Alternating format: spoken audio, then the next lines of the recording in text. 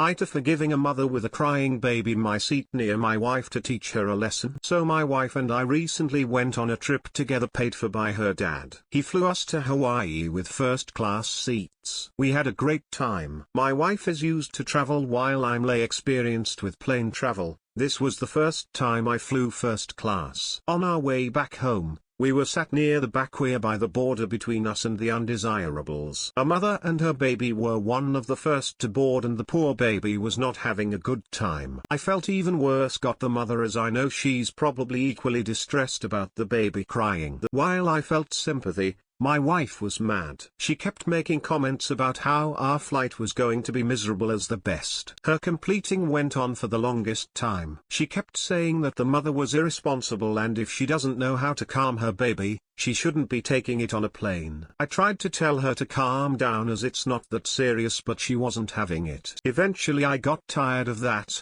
so I offered to go speak to the mom for my wife. She said she would be happy if I did. I went back in between boarding groups and told the mother that if she wanted, I would give her my first class seat so she can kick her feet up and that may be more comfortable for her and the baby. She didn't want to initially, but I insisted and her husband encouraged her to take it. She took her baby up to first class and I got series of angry texts from my wife. So I felt like this was not a huge deal as my wife brought noise-cancelling headphones. And the other people in first class most likely do as well. And if they don't, they have normal headphones and can simply block out the baby. It's 2023, not 1990. We're not living in the Stone Age. The baby cried for maybe a cumulative 30 minutes on an 8-hour flight. So barely at all. When my wife and I met up, she was livid. She told me that I ruined her flight and ruined the end of the trip for her. I told her that she's overreacting to something that's only mildly annoying. She has refused to drop